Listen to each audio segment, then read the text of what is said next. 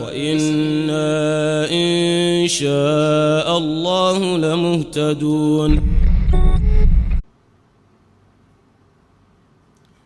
Assalamu alaikum wa rahmatullahi wa barakatuh. We're now with episode number 4.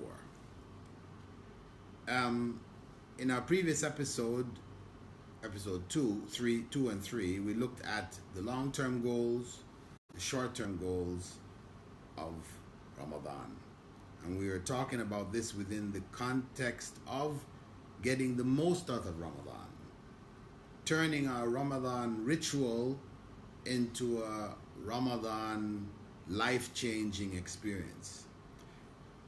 In this episode 4, we're looking at one of the benefits that comes out of Ramadan that we should be conscious of, a benefit which builds our character. In verse 185 of the second chapter of Surah Al-Baqarah, after Allah talks about this month is the month in which, the Quran was revealed, guidance and distinction. And then it goes on to say, for those people who are traveling, they have to make up these days. And Allah wants us to complete these prescribed days. But He doesn't, want for us difficulty. He wants ease. So this is why we have that option when you're fasting to not fast while you're on travel. Regardless, it makes life easier for you. You can make up the day afterwards. If you choose to do it, you can do it. And of course, you don't want to get into the issues some people raise. Well, that was fasting in those days. Travel was so difficult. Today, if travel is easy, no. Allah gave us this concession. It's up to us to take it. If you choose to fast while traveling, you can do that also. But it was the common practice of the Prophet ﷺ not to fast while traveling, and he encouraged his followers not to fast, being thankful to Allah for the ease that He has given. Anyway, that verse goes on then to say, وَلِتُكَبِّرُوا اللَّهَ عَلَى مَا هَدَاكُمْ.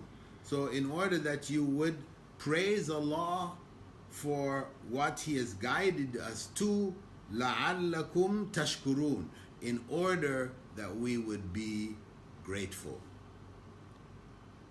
In order that we would be grateful, understanding that this ease which has come into the fasting, we're not forced to fast while traveling, that Allah wishes ease for us, and this is the general concept in Islam, of Islam being a religion which is easy to practice. Ad-deenu yusr, as the Prophet ﷺ would say.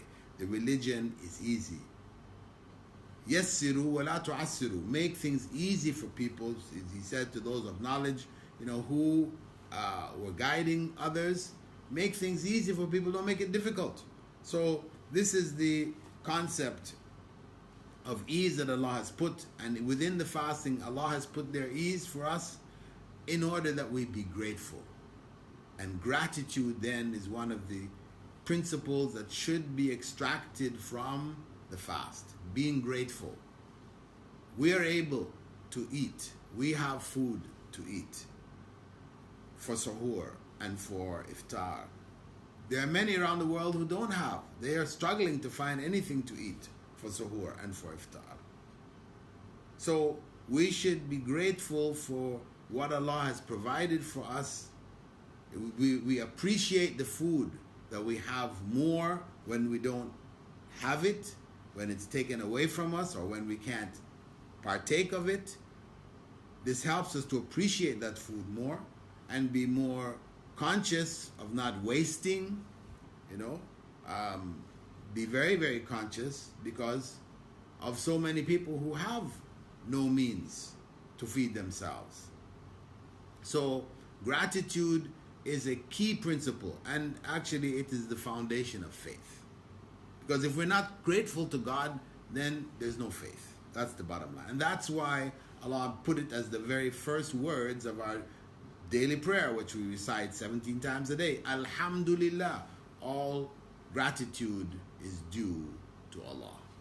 So let us be grateful in this month of fasting, to show our gratitude in our generosity and our goodness to others, and in our awareness of all that Allah has given us.